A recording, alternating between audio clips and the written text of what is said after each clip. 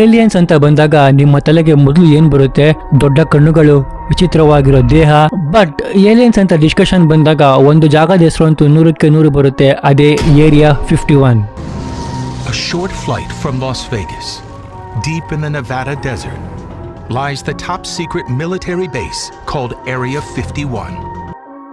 ಇವನು ಬಾಬ್ ಲಜಾರ್ ಅಂತ, ಇವನೊಂಥರ cult figure ಅಂತಾನೆ ಹೇಳ್ಬೋದು. ಯಾರ್ಯಾರು ಏಲಿಯನ್ಸ್ಗಳನ್ನ ಮತ್ತು ಈ ಒಂದು UFOಗಳನ್ನ ಫಾಲೋ ಮಾಡ್ತಾರಲ್ಲ ಅವರಿಗೆ. ಸೊ ಈ ಒಂದು ಕಾನ್ಸ್ಪಿರಸಿ ಏನಿದೆ ಏರಿಯಾ 51 ಅಲ್ಲಿ ಏಲಿಯನ್ಸ್ಗಳಿದೆ ಆ್ಯಂಡ್ ಅಲ್ಲಿ ಏಲಿಯನ್ ಸ್ಪೇಸ್ಶಿಪ್ ಕೂಡ ಇದೆ ಅಂತ ಅಂದ್ಬಿಟ್ಟು ಏನು ಕಾನ್ಸ್ಪಿರಸಿ ಇದೆಯಲ್ಲ, ಆ ಒಂದು ಕಾನ್ಸ್ಪಿರಸಿ ಶುರುವಾಗಿದ್ದು ಇವನಿಂದನೇ. ಸೊ ಇವನು ಕ್ಲೈಮ್ ಮಾಡೋ ಪ್ರಕಾರ ಏರಿಯಾ 51 ಅಲ್ಲಿ ನಿಜವಾದ ಏಲಿಯನ್ ಇಟ್ಟಿದ್ದಾರಂತೆ ಆ್ಯಂಡ್ ಏರಿಯಾ 51 ಒಳಗಡೆ ಸ್ಪೇಸ್ ಕ್ರಾಫ್ಟ್ ಕೂಡ ಇದೆಯಂತೆ. ಆ ಒಂದು ಸ್ಪೇಸ್ ಕ್ರಾಫ್ಟ್ನ ಇಟ್ಕೊಂಡು ರಿವರ್ಸ್ ಇಂಜಿನಿಯರಿಂಗ್ನ ಮಾಡ್ತಿದಾರಂತೆ, ನಮ್ಮ ಒಂದು ಟೆಕ್ನಾಲಜಿಗೆ ಹೇಗೆ ಯೂಸ್ ಮಾಡ್ಕೊಬೇಕು ಅಂತ ಅಂದ್ಬಿಟ್ಟು. This project was to back engineer the alien craft. I went into the hangar door, and in the hangar door was the disc, the flying saucer that I worked on. But ಎಕ್ಸ್ಪರ್ಟ್ಸ್ಗಳು claim ಮಾಡೋ ಪ್ರಕಾರ ಇದು 100ಕ್ಕೆ 100 ಸುಳ್ಳು. Area 51 ಅಲ್ಲಿ ಆ ರೀತಿ ಏನೂ ಆಗೋದಿಲ್ಲ. ಬಾಬ್ ಲಜಾರು ಬಾಯಿಗೆ ಬಂದಂಗೆ ಮಾತಾಡ್ತೀನಿ ಅಂತ ಕೂಡ ಕ್ಲೇಮ್ನ ಮಾಡ್ತಾರೆ. ಬನ್ನಿ ಈ ಒಂದು ವಿಡಿಯೋದಲ್ಲಿ ಎಕ್ಸ್ಪರ್ಟ್ಸ್ ಹೇಳೋದು ನಿಜಾನೋ ಅಥವಾ ಬಾಬ್ ಲಜಾರ್ ಕ್ರಿಯೇಟ್ ಮಾಡಿರೋ ಈ ಒಂದು ಕಾನ್ಸ್ಪಿರಸಿ ಏನು ಏರಿಯಾ 51 ಅಲ್ಲಿ ಏಲಿಯನ್ಸ್ಗಳಿದೆಯೋ ಅದು ನಿಜಾನ ತಿಳ್ಕೊಂಬರೋಣ.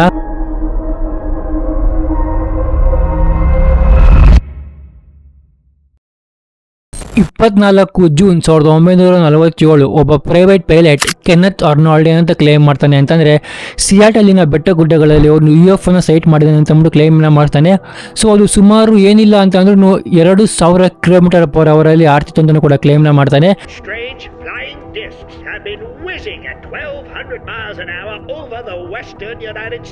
ಸೊ ಈ ಒಂದು ಇನ್ಫಾರ್ಮೇಶನ್ ಹೊರಗಡೆ ಬಂದ ಮೇಲೆ ಒಂದು ತಿಂಗಳಾದ್ಮೇಲೆ ಅಮೆರಿಕದ ಸುತ್ತಮುತ್ತ ಎಷ್ಟೊಂದು UFO ಸೈಟಿಂಗ್ಸ್ಗಳು ರಿಪೋರ್ಟ್ ಆಗುತ್ತೆ. ಇದೇ ಒಂದು ಇದರಲ್ಲಿ ಅಮೆರಿಕದ ನ್ಯೂ ಮೆಕ್ಸಿಕೋ ಅಲ್ಲಿ ಒಬ್ಬನ ಜಮೀನಲ್ಲಿ ಅವನಿಗೆ ಟಿನ್ ಫೈಲ್ ಸಿಗುತ್ತೆ, ರಬ್ಬರ್ ಸಿಗುತ್ತೆ ಮತ್ತು ವುಡನ್ ಬೀಮ್ ಸಿಗುತ್ತೆ. ಸೊ ಅವನಿಗೆ ಭಯ ಆಗುತ್ತೆ, ನಾನು ಈ ಥರದ್ದು ಎಲ್ಲೂ ನೋಡಿಲ್ವಲ್ಲ, ಇದೇನಾದರೂ ಏಲಿಯನ್ಸ್ಗಳಿಗೆ ಲಿಂಕ್ ಇರ್ಬೋದಾ ಅಂತ ಅಂದ್ಬಿಟ್ಟು ಆಗ ಅವನು ರಾಸ್ವೆಲ್ ಪೊಲೀಸ್ ಸ್ಟೇಷನ್ಗೆ ಹೋಗ್ಬಿಟ್ಟು ಆ ಒಂದು ಎವಿಡೆನ್ಸ್ಗಳನ್ನ ಸರೆಂಡರ್ನ ಮಾಡ್ತಾನೆ. ಆ್ಯಂಡ್ ಈ ಒಂದು ಇನ್ಫಾರ್ಮೇಷನ್ ಒಬ್ಬ ಆರ್ಮಿ ಆಫೀಸರ್ಗೆ ಗೊತ್ತಾಗುತ್ತೆ. ಯಾರಪ್ಪ ಅಂತಂದರೆ ಕರ್ನಲ್ ವಿಲಿಯಂ ಬ್ಲಾಂಕರ್ಡ್ ಅಂತ ಅಂದ್ಬಿಟ್ಟು.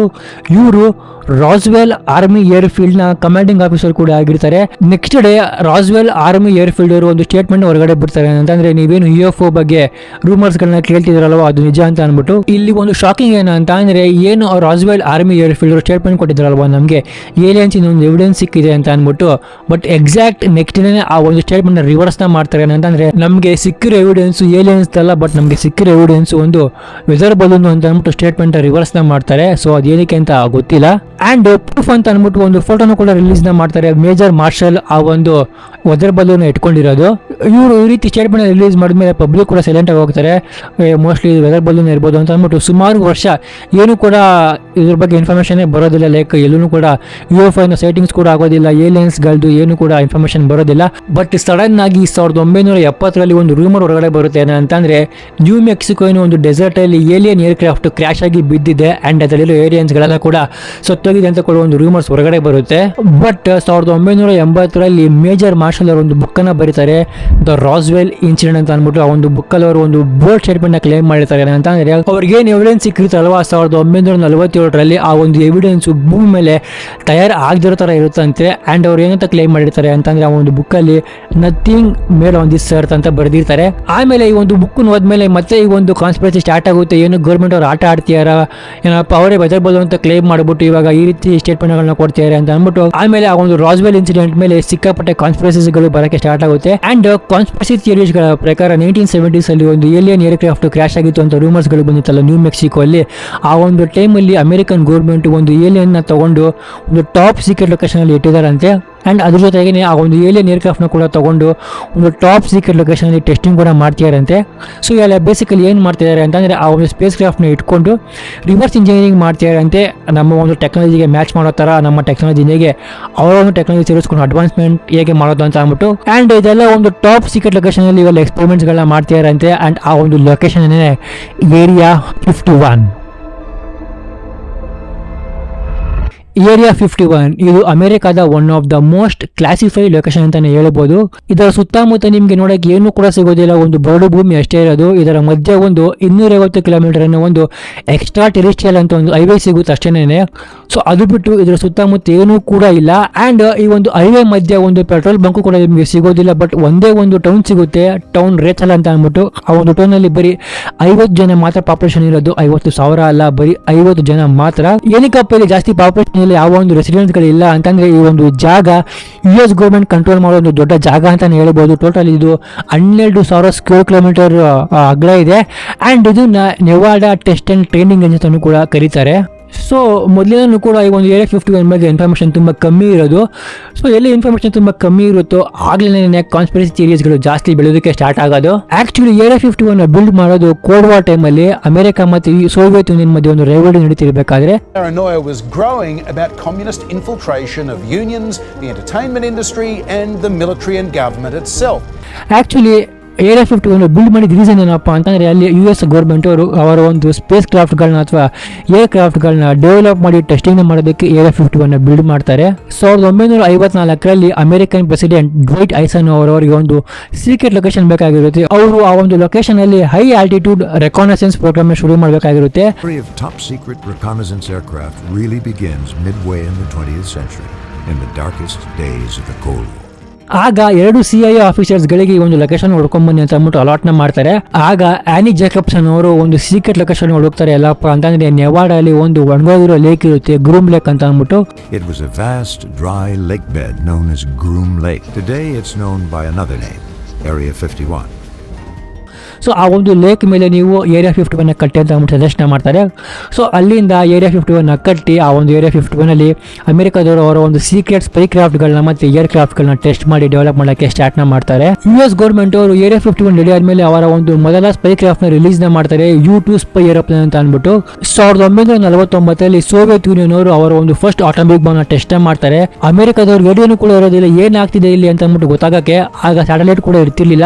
ಆಗ 1953ರಲ್ಲಿ ಅಮೆರಿಕನ್ ಪ್ರೆಸಿಡೆಂಟ್ ಡ್ವೈಟ್ ಐಸನ್ ಅವರು CIA ಅವರಿಗೆ ಒಂದು ಕೋವರ್ಟ್ ಆಪರೇಷನ್ ಮಾಡಕ್ಕೆ ಹೇಳ್ತಾರೆ. ಸೊ ಒಂದು ಆಪರೇಷನ್ ಅದಪ್ಪ ಅಂತಂದ್ರೆ ಪ್ರಾಜೆಕ್ಟ್ ಅಕ್ಬಾಟನ್ ಅಂತ.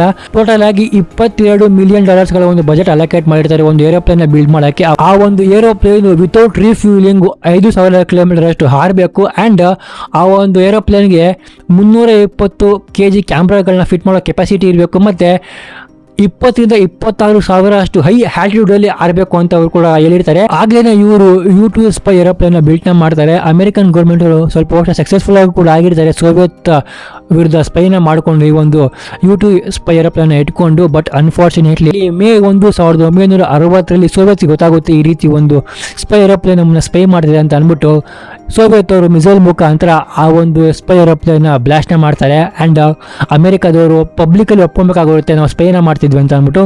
ಸೊ ನಿಮ್ಗೊಂದು ಕ್ಲಾರಿಟಿ ಕೊಟ್ಬಿಡ್ತೀನಿ, ಯಾವುದೇ ದೇಶ ಆಗಲಿ ಇನ್ನೊಂದು ದೇಶದ ಮೇಲೆ ಡೈರೆಕ್ಟಾಗಿ ಸ್ಪೈ ಮಾಡೋಕ್ಕಾಗೋದಿಲ್ಲ, ಅದು ಇಲ್ಲಿಗಲ್ ಅಂತಲೇ ಕನ್ಸಿಡರ್ ಮಾಡಬೇಕು, ಕನ್ಸಿಡರ್ ಕೂಡ ಮಾಡ್ತಾರೆ. ಸೊ ಹಾಗಾಗಿ ಅಮೆರಿಕನ್ ಗೌರ್ಮೆಂಟ್ ಅವರಿಗೆ ಮುಖಭಂಗ ಆಗುತ್ತೆ. ಆಗ ಅಮೆರಿಕನ್ ಗೌರ್ಮೆಂಟ್ ಅವರಿಗೆ ಇನ್ನೂ ಒಂದು ಸ್ಟ್ರಾಂಗ್ ಆಗಿರೋದು ಬೇಕಾಗಿರುತ್ತೆ, ಇನ್ನೂ ಒಂದು ಫಾಸ್ಟ್ ಆಗಿರೋದು ಆ್ಯಂಡ್ ಅದು ಇನ್ನೂ ಒಂದು ಜಾಸ್ತಿ ಹೈ ಆಲ್ಟಿಟ್ಯೂಡಲ್ಲಿ ಆರುವಷ್ಟು ಶಕ್ತಿ ಇರಬೇಕು ಅಂಥದ್ದೇನಾದರೂ ಬಿಲ್ಟ್ ಮಾಡಿ ಅಂತ ಅಂದ್ಬಿಟ್ಟು US ಆರ್ಮಿಯವರಿಗೆ ಪ್ರೆಷರ್ನ ಹಾಕ್ತಾರೆ. ಸೊ ಆಗ US ಆರ್ಮಿಯವರು ಇನ್ನೊಂದು ಹೊಸ ಸ್ಪೈ ಕ್ರಾಫ್ಟ್ನ ಬಿಲ್ಟ್ ಮಾಡ್ತಾರೆ. ಅದಪ್ಪ ಅಂತಂದರೆ ಲಾಕ್ಹೀಲ್ಡ್ SR-71 ಬ್ಲ್ಯಾಕ್ ಬರ್ಡ್ ಅಂತ ಅಂದ್ಬಿಟ್ಟು. ಟು ದಿಸ್ ಡೇ ಈಗಲೂ ಕೂಡ ಇದೇ one of the fastest aircraft ಅಂತಾನೆ ಹೇಳ್ಬೋದು. ಆ್ಯಂಡ್ ಇದು 3,100 ಕಿಲೋಮೀಟರ್ ಸ್ಪೀಡಲ್ಲಿ ಹೋಗುತ್ತೆ. ಆ್ಯಂಡ್ ಸ್ವಲ್ಪ ಜನ ಕ್ಲೇಮ್ ಮಾಡೋ ಪ್ರಕಾರ ಅದು 28ರಿಂದ 30,000 ಅಷ್ಟು ಹೈ ಆಲ್ಟಿಟ್ಯೂಡಲ್ಲಿ ಹಾರುವಷ್ಟು ಕೆಪಾಸಿಟಿ ಕೂಡ ಇದೆ ಅಂತೆ. ಸೊ ಅಷ್ಟು ಹೈಟಲ್ಲಿ ಮತ್ತು ಅಷ್ಟು ಫಾಸ್ಟಾಗಿ ಹಾರಾಡೋದನ್ನ ಶೂಟ್ ಮಾಡೋಕ್ಕೆ ತುಂಬ ಕಷ್ಟ ಆಗುತ್ತೆ. ಸೊ ಅಮೆರಿಕನ್ ಗೌರ್ಮೆಂಟ್ ಅವರು ಇಷ್ಟು ಇಂಪಾರ್ಟೆಂಟ್ ಏರೋಪ್ಲೇನ್ ಅಥವಾ ಸ್ಪೈ ಕ್ರಾಫ್ಟ್ನ ಬಿಲ್ಡ್ ಮಾಡ್ತಾರೆ ಅಂತಂದರೆ ಆಬ್ವಿಯಸ್ಲಿ ಪಬ್ಲಿಕ್ಕಿಂದ ಅದು ದೂರ ಇರಲೇಬೇಕು. ಆ ಒಂದು ಇನ್ಫಾರ್ಮೇಷನ್ ಪಬ್ಲಿಕ್ಕಿಂದ ಎಷ್ಟು ಸೀಕ್ರೆಟ್ ಆಗಿರುತ್ತೋ ಅಷ್ಟೇ ಒಳ್ಳೆಯದು ಅಂತ ಅಂದ್ಬಿಟ್ಟು ಆಗ ಅಮೆರಿಕನ್ ಗೌರ್ಮೆಂಟ್ ಅವರು CIA ಅವ್ರು ಏನು ಮಾಡ್ತಾರೆ ಅಂತಂದರೆ ಎಸ್ಪೆಷಲಿ ಏನು ಕಾನ್ಸ್ಪಿರಸಿ ನಡೀತಲ್ವ ಆ ಒಂದು ಟೈಮಲ್ಲಿ UFOಗಳು ಕಾಣಿಸ್ತಿದೆ, ಏಲಿಯನ್ಸ್ಗಳು ಸೈಟ್ ಆಗ್ತಿದೆ ಅಂತೆಲ್ಲ ಅಂದ್ಬಿಟ್ಟು. ಸೊ ಆ ಒಂದು ಕಾನ್ಸ್ಪಿರಸಿ ಇಟ್ಕೊಂಡೇ ಪಬ್ಲಿಕ್ಕಿಗೆ ಒಂದು ಟ್ವಿಸ್ಟ್ನ ಕೊಡ್ತಾರೆ ಅಂತಂದರೆ ಆ ಒಂದು ಕಾನ್ಸ್ಪಿರಸಿಗಳನ್ನ ಅಮೆರಿಕನ್ ಗೌರ್ಮೆಂಟ್ ಅವರೇ ಜಾಸ್ತಿ ಸ್ಪ್ರೆಡ್ ಮಾಡೋಕ್ಕೆ ಸ್ಟಾರ್ಟ್ ಮಾಡ್ತಾರೆ. ಲೈಕ್ ರಿಪೋರ್ಟರ್ಸ್ಗಳು ಕೇಳಿದಾಗ ಈ ರೀತಿ UFO ಸೈಟಿಂಗ್ಸ್ಗಳಾಗಿದೆ, ನಿಮ್ಮ ಒಪಿನಿಯನ್ ಅಂತ ಅಂದಾಗ ಅದನ್ನು ಒಪ್ಕೊತಾನೂ ಇರಲಿಲ್ಲ, ಇದೆ ಅಂತ ನೀವು ಹೇಳ್ತಾ ಇರಲಿಲ್ಲ. ಸೊ ಇದು ಒಂಥರ ತುಂಬ ಇಂಡೈರೆಕ್ಟ್ಲಿ ಅಮೆರಿಕನ್ ಗೌರ್ಮೆಂಟ್ಗೆ ಹೆಲ್ಪ್ ಮಾಡೋಕ್ಕೆ ಸ್ಟಾರ್ಟ್ ಆಯಿತು. ಯಾಕಂತಂದರೆ ಇವರು ಬೇಸಿಕಲಿ ಇವರ ಒಂದು ಸ್ಪೈ ಕ್ರಾಫ್ಟ್ಗಳನ್ನ ಟೆಸ್ಟ್ ಮಾಡ್ತಿದ್ದು ಸೂರ್ಯ ಮುಳುಗೋಕ್ಕೂ ಮುಂಚೆ. ಸೊ ಇವರು ಇಷ್ಟು ಫಾಸ್ಟಾಗಿ ಒಂದು ಸ್ಪೈ ಕ್ರಾಫ್ಟ್ಗಳನ್ನ ಟೆಸ್ಟ್ ಮಾಡಬೇಕಾದ್ರೆ ಪಬ್ಲಿಕ್ಗೆ ಏನು ಕಾಣಿಸ್ತಿತ್ತು ಅಂತಂದರೆ, ಸೊ ಏನಿದು ಇಷ್ಟು ಫಾಸ್ಟಾಗಿ ಆಡ್ತಿದೆ, ಮೇ ಬಿ ಇದು ಯಾವುದೋ ಒಂದು UFOನೇ ಇರಬೇಕು, ಏಲಿಯನ್ ಕ್ರಾಫ್ಟ್ ಇರಬೇಕು ಅಂತ ಅಂದ್ಬಿಟ್ಟು ಏನಪ್ಪ ರಿಪೋರ್ಟ್ಸ್ಗಳನ್ನ ಮಾಡ್ತಾಯಿದ್ರು. ಸೊ ಅವರ ಒಂದು ಸೀಕ್ರೆಟ್ ಸ್ಪೈ ಕ್ರಾಫ್ಟ್ನ ಟೆಸ್ಟ್ ಮಾಡಬೇಕಾದ್ರೆ US ಗೌರ್ಮೆಂಟ್ ಅವರು ಆ ಒಂದು ಸೂರ್ಯ ಮುಳುಗೋ ಟೈಮಲ್ಲಿ ಆ ಒಂದು ರಿಫ್ಲೆಕ್ಷನ್ ಈ ರೀತಿ ಕಾಣಿಸುತ್ತೆ. ಸೊ ಏನಪ್ಪ ಪಬ್ಲಿಕ್ಕಿಗೂ ಅದು ಬೇರೆ ಥರ ಕಾಣಿಸ್ತಿತ್ತು, ಏನು ಇಷ್ಟು ಫಾಸ್ಟಾಗಿ ಹೋಗ್ತಿದೆ ಅಂತ ಅಂದ್ಬಿಟ್ಟು ಪಬ್ಲಿಕ್ ಅವರು ಆ ಥರ ಹೇಳ್ತಿದ್ರು. ಸೊ ಮೇನ್ ಗೌರ್ಮೆಂಟ್ ಅವ್ರಿಗೂ ಕೂಡ ಅದೇ ಬೇಕಾಗಿದ್ದು. ಸೊ 1994ರಲ್ಲಿ US ಗೌರ್ಮೆಂಟ್ ಅವರು ಈ ಒಂದು ಎಲ್ಲ ಡೌಟ್ಸ್ಗಳನ್ನ ಕ್ಲಿಯರ್ನೇ ಮಾಡ್ತಾರೆ ಅಂತಂದರೆ, ಸೊ ಅಮೆರಿಕನ್ ಗೌರ್ಮೆಂಟ್ ಅವರು ಮೊದಲು ಏನು ಮಾಡ್ತಾರೆ ಅಂತಂದರೆ, ಎಲ್ಲೆಲ್ಲಿ ಏನಪ್ಪ UFO ಸೈಟಿಂಗ್ಸ್ಗಳಾಗಿದ್ದು ಆ ಒಂದು ಟೈಮ್ಸ್ಗಳನ್ನ ಕಲೆಕ್ಟ್ನ ಮಾಡಿಕೊಂಡು ಇವರ ಒಂದು ಏನಪ್ಪ ಸ್ಪೈ ಕ್ರಾಫ್ಟಿನ ಒಂದು ಟೆಸ್ಟಿಂಗ್ ಟೈಮ್ನ ಕೂಡ ಮ್ಯಾಚ್ನ ಮಾಡ್ತಾರೆ. ಸೊ ಮ್ಯಾಚ್ ಆಗುತ್ತೆ. ಸೊ ಹಾಗೆ ಏನಾಗುತ್ತೆ ಅಂತಂದರೆ, ಆಬ್ವಿಯಸ್ಲಿ ಪಬ್ಲಿಕ್ ನೋಡಿದ್ದು ಯಾವ ಒಂದು ಏಲಿಯನ್ ಏರ್ಕ್ರಾಫ್ಟು ಅಲ್ಲ, ಯಾವುದೋ ಒಂದು ಫ್ಲೈಯಿಂಗ್ ಸಾಸರ್ ಅಲ್ಲ. ಅವ್ರು ನೋಡ್ತಿದ್ದೇನಪ್ಪ ಅಂತಂದರೆ ಅವರ ಒಂದು ಸ್ವಂತ US ಗೌರ್ಮೆಂಟ್ ಅವರು ಟೆಸ್ಟ್ ಮಾಡ್ತಿದ್ದ ಒಂದು ಸ್ಪೈ ಕ್ರಾಫ್ಟ್ಗಳನ್ನ. ಸೊ ಅಲ್ಲಿ ಈ ಒಂದು ಕಾನ್ಸ್ಪಿರಸಿ ಮುಚ್ಚೋಯ್ತು. ಸೊ ಇನ್ನೊಂದು ದೊಡ್ಡ ಕಾನ್ಸ್ಪಿರಸಿ ಥಿಯರಿ ಏನಪ್ಪ ಇದ್ದು Area 51 ಬಗ್ಗೆ ಅಂತಂದರೆ ಬಾಬ್ ಬೆಜಾರ್ ಕ್ಲೈಮ್ಸ್ಗಳು.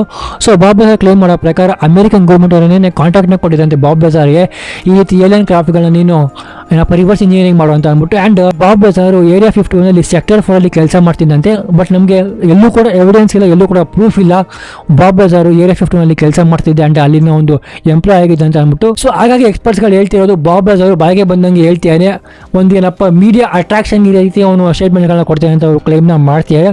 ಸೊ ನಂಗಂತೂ ಗೊತ್ತಿಲ್ಲ ಬಾಬ್ ಬೆಜಾರ್ ಹೇಳ್ತಿರೋದು ನಿಜನೋ ಸುಳ್ಳು ಅಂತ ಅಂದ್ಬಿಟ್ಟು. ಇಲ್ಲಿ ಪ್ರೂಫೇ ಸಿಕ್ಕಿದೆಯಲ್ಲ, ಇಲ್ಲಿ ಏನು ಅಮೆರಿಕನ್ ಪಬ್ಲಿಕ್ ಕ್ಲೈಮ್ ಮಾಡಿತ್ತಲ್ವ, ನಾವು UFO ಸೈಟಿಂಗ್ಸ್ಗಳನ್ನ ನೋಡಿದ್ದೀವಿ ಅಂತ ಅಂದ್ಬಿಟ್ಟು, ಅದು UFO ಸೈಟಿಂಗ್ಸ್ ಅಲ್ಲ, ಅವರ ಒಂದು ಗೌರ್ಮೆಂಟ್ ಅವರೇನೇ ಏನಪ್ಪ ಅವರ ಒಂದು ಸ್ಪೈ ಕ್ರಾಫ್ಟ್ನ ಟೆಸ್ಟ್ ಮಾಡ್ತಿದ್ದು ಏರ್ಕ್ರಾಫ್ಟ್ಗಳು ಅಂತ ಅಂದ್ಬಿಟ್ಟು.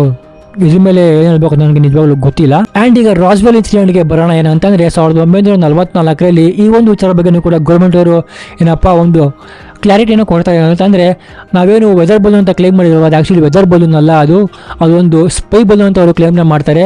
ಏನಪ್ಪ ಸೋವಿಯತ್ ಅವರು ಅವರ ಒಂದು ನ್ಯೂಕ್ಲಿಯರ್ ಟೆಸ್ಟ್ಗಳನ್ನ ಮಾಡ್ತಿದ್ದಾವಲ್ಲ, ಆ ಒಂದು ನ್ಯೂಕ್ಲಿಯರ್ ಟೆಸ್ಟ್ನ ಕಂಡಿಡಿಯೋಕ್ಕೆ ಅಂತ ಅಂದ್ಬಿಟ್ಟು ಈ ಒಂದು ಸ್ಪೈ ಬಲೂನ್ನ ಇವರು ಬಿಟ್ಟಿರ್ತಾರಂತೆ. ಈ ಒಂದು ಸ್ಪೈ ಬಲೂನ್ಗೆ ಸೌಂಡ್ ವೇವ್ಸ್ ಮುಖಾಂತರ ಅಲ್ಲಿ ಏನಾಗ್ತಿದೆ ಅಂತ ತಿಳ್ಕೊಳ್ಳೋ ಒಂದು ಎಬಿಲಿಟಿ ಇತ್ತಂತೆ. ಸೊ ಇದೆಲ್ಲ ಇನ್ಫಾರ್ಮೇಷನ್ ಹೊರಗಡೆ ಬಂದಮೇಲೆ ಆಬ್ವಿಯಸ್ಲಿ ಪಬ್ಲಿಕ್ಕು ಒಪ್ಪೋದೇ ಇಲ್ಲ, ಪಬ್ಲಿಕ್ಗೆ ಮೈಂಡ್ ಫಿಕ್ಸ್ ಆಗೋಗಿರುತ್ತೆ Area 51 ಏನಪ್ಪ ಏಲಿಯನ್ಸ್ಗಳನ್ನ ಟೆಸ್ಟ್ ಮಾಡೋದು ಅಂತ. ಯಾಕಂತಂದರೆ ಗೌರ್ಮೆಂಟ್ ಅವ್ರು ಎಷ್ಟೊಂದು ಸುಳ್ಳು ಹೇಳ್ಕೊಂಡು ಬಂದ್ಬಿಟ್ಟು ಒಂದು ಜಾಗದ ಬಗ್ಗೆ ಸಡನ್ನಾಗಿ ಈ ರೀತಿ ಟ್ವಿಸ್ಟ್ನ ಹೊಡೆದ್ಬಿಟ್ರೆ ಆಬ್ವಿಯಸ್ಲಿ ಯಾರು ನಂಬ್ತಾರೆ, ಯಾರೂ ಕೂಡ ನಂಬೋದಿಲ್ಲ. ನೋಡಿ, ನಾನಂತೂ ಅಲ್ಲಿ ಏನು ಟೆಸ್ಟ್ ಮಾಡ್ತೀರೋ ಬಿಡ್ತಾರೋ ನನಗಂತೂ ಗೊತ್ತಿಲ್ಲ, ಹೇಳೋಕ್ಕಾಗಲ್ಲ. ಏಲಿಯನ್ಸ್ಗೆಲ್ಲ ಟೆಸ್ಟ್ ಮಾಡ್ತಿರ್ಬೋದು ಅಥವಾ ಸೀಕ್ರೆಟ್ ಏರೋಪ್ಲೇನ್ಸ್ಗಳನ್ನ ಟೆಸ್ಟ್ ಮಾಡ್ತಿರ್ಬೋದು. ಬಟ್ ಪ್ರೂಫ್ ಇದೆ ನೋಡಿ, ಇಲ್ಲಿ ಫ್ಯಾಕ್ಟ್ ಇದೆ ಅಲ್ವಾ, ನಾನು ಮುಂದೆ ಫ್ಯಾಕ್ಟ್ ಇಟ್ಟಿದ್ದೀನಿ. ಸೊ ಇಷ್ಟೊಂದು ಟ್ರಾನ್ಸ್ಪರೆನ್ಸಿ ಆಗಿರುವ ಕಾರಣ ನನಗೇನಂತ ಅನಿಸುತ್ತೆ ಅಂತಂದರೆ ಏಲಿಯನ್ಸ್ಗಳು ಯಾವುದೂ ಇಲ್ಲ ಅಂತ ಅನಿಸುತ್ತೆ. ಸೊ ಬೇಸಿಕಲಿ UFO ಅಂತಂದರೆ ನಿಮ್ಗೆ ಆಗಿ ಹೇಳಿದಾಗೆ ಅನ್ಐಡೆಂಟಿಫೈಡ್ ಆಬ್ಜೆಕ್ಟ್ ಅಂತ ಅಂದ್ಬಿಟ್ಟು. ಸೊ ಅನ್ಐಡೆಂಟಿಫೈಡ್ ಆಬ್ಜೆಕ್ಟ್ಸ್ಗಳು ಏನು ಬೇಕಾದರೂ ಆಗಿರ್ಬೋದು, ಏರೋಪ್ಲೇನ್ ಆಗಿರ್ಬೋದು, ಬೇರೆ ಗೌರ್ಮೆಂಟಿನ ಒಂದು ಸ್ಪೈ ಕ್ರಾಫ್ಟ್ಗಳಾಗಿರ್ಬೋದು, ಏನು ಬೇಕಾದರೂ ಆಗಿರ್ಬೋದು. ಬಟ್ ಅದನ್ನು ಏಲಿಯನ್ಸ್ಗಳಿಗೆ ಏನಕ್ಕೆ ನಮ್ಮ ಪಬ್ಲಿಕ್ ಲಿಂಕ್ ಮಾಡಿದಾರೋ ಗೊತ್ತಿಲ್ಲ. ಆ್ಯಂಡ್ ಇನ್ನೂ ನೀವು ಅರ್ಥ ಮಾಡ್ಕೊಬೇಕು, ಏನಕ್ಕೆ ಈ ಒಂದು ಏನಪ್ಪ ಏಲಿಯನ್ ಸೈಟಿಂಗ್ಸ್ಗಳು ಅಥವಾ UFO ಸೈಟಿಂಗ್ಸ್ಗಳು ಬರೀ ಅಮೆರಿಕಾದಲ್ಲೇ ಆಗುತ್ತೆ. ಈ ಒಂದು ವಿಚಾರ ಬಗ್ಗೆ ನೀವು ಯಾವಾಗಾದರೂ ಮಾತಾಡಿದ್ದೀರಾ? ಯಾಕಂತಂದರೆ ಇದಲ್ವಾ ಇಲ್ಲಿ ಅವರ ಒಂದು ಗೌರ್ಮೆಂಟ್ ಅವರು ಸೀಕ್ರೆಟ್ ಸ್ಪೈ ಕ್ರಾಫ್ಟ್ಗಳನ್ನ ಟೆಸ್ಟ್ನ ಮಾಡ್ತಾರೆ ಅಲ್ಲಿ. ಆ್ಯಂಡ್ ಅದು ವಿಚಿತ್ರವಾಗಿ ಕಾಣಿಸುತ್ತೆ, ತುಂಬ ಫಾಸ್ಟಾಗಿ ಮೂವ್ ಆಗೋ ಕಾರಣ ಗೌರ್ಮೆಂಟ್ಗೆ ಏನು ಬೇಕಾಗಿತ್ತು, ಅದು ಸೀಕ್ರೆಟ್ ಆಗಿರಬೇಕಾಗಿತ್ತು. ಸೊ ಪಬ್ಲಿಕ್ ಏನು ಮಾಡಿದ್ರು, ಅದನ್ನು UFO ಅಂತ ಕಾನ್ಸ್ಪಿರಸಿನ ಸ್ಪ್ರೆಡ್ ಮಾಡಿದ್ರು. ಗೌರ್ಮೆಂಟ್ ಅವ್ರಿಗೆ ಏನು ಬೇಕಾಗಿತ್ತು, ಅದೇ ಬೇಕಾಗಿತ್ತು. ಎಷ್ಟು ದಿನ ಇವರ ಒಂದು ಟೆಸ್ಟಿಂಗ್ಗಳು ಏನಪ್ಪ ಸೀಕ್ರೆಟ್ ಆಗಿತ್ತು ಅಷ್ಟೇ ಒಳ್ಳೆಯದು ಅಂತ ಅಂದ್ಬಿಟ್ಟು ಗೌರ್ಮೆಂಟ್ ಅವರು ಕೂಡ ಒಂದು ಕಾನ್ಸ್ಪಿರಸಿನ ಸ್ಪ್ರೆಡ್ ಮಾಡೋಕ್ಕೆ ಸ್ಟಾರ್ಟ್ ಮಾಡೋದು. ಸೊ ಟೋಟಲಾಗಿ ಹೇಳಬೇಕು ಅಂತಂದರೆ Area 51 ನನ್ನ ಪ್ರಕಾರ ಯಾವ ಒಂದು ಏಲಿಯನ್ಸ್ಗಳ ಒಂದು ಟೆಸ್ಟಿಂಗ್ ಕೂಡ ಇಲ್ಲ. ನಾನು ಏಲಿಯನ್ಸ್ ಇಲ್ಲ ಅಂತ ಕ್ಲೇಮ್ ಮಾಡ್ತಾಯಿಲ್ಲ, ಏಲಿಯನ್ಸ್ ಇರ್ಬೋದು, ಬಂದಿರ್ಬೋದು. ಬಟ್ ಕರೆಂಟ್ಲಿ Area 51 ಏನಪ್ಪ ಅಲ್ಲಿ ಬರೀ ಅಮೆರಿಕನ್ ಗೌರ್ಮೆಂಟ್ ಅವ್ರ ಒಂದು ಸೀಕ್ರೆಟ್ ಸ್ಪೈ ಕ್ರಾಫ್ಟ್ಗಳನ್ನ ಏರ್ಕ್ರಾಫ್ಟ್ಗಳನ್ನ ಡೆವಲಪ್ ಮಾಡ್ತಾರೆ ಬಿಟ್ಟು ಅಲ್ಲಿ ಬೇರೆ ಏನೂ ಕೂಡ ಇಲ್ಲ. ಬಾಬ್ ಬೆಜಾರು ಮೀಡಿಯಾ ಅಟ್ರಾಕ್ಷನ್ಗೆ ಈ ರೀತಿ ಮಾಡ್ತೀನಿ ಅಂತ ನಾನು ಆರಾಮಾಗಿ ಹೇಳ್ಬೋದು. ಯಾಕಂತಂದರೆ ಒಂದು ಫೇಕ್ MIT ಡಿಗ್ರಿ ಕೂಡ ಇದೆ. ಈ ಒಂದು ವಿಡಿಯೋಗೆ ಸುಮಾರು ಜನ ಕಮೆಂಟ್ ಆಗ್ಬೋದು, ನಾನು ಕಾನ್ಸ್ಪಿರಸಿ ನಂಬ್ತೀನಿ, ನಾನು ಯಾವ ಗೌರ್ಮೆಂಟ್ ನಂಬೋದಿಲ್ಲ ಅಂತ ಅಂದ್ಬಿಟ್ಟು. ಅದು ನಿಮ್ಮ ಒಂದು ವ್ಯೂಸ್ಗೆ ನಾನು ಬಿಟ್ಟಿದ್ದು. ಆ್ಯಸ್ ಎ ಫ್ಯಾಕ್ಟ್ ಚೆಕ್ ನಾನು ನಿಮಗೆಲ್ಲ ಫ್ಯಾಕ್ಟ್ಸ್ಗಳನ್ನ ನಿಮಗೆ ಮುಂದೆ ಇಟ್ಟಿದ್ದೀನಿ, ಏನೇನು ಆಗಿತ್ತು, ಏನೇನು ಆಗ್ತಿದೆ ಅಂತ ಎಲ್ಲ ಅಂದ್ಬಿಟ್ಟು.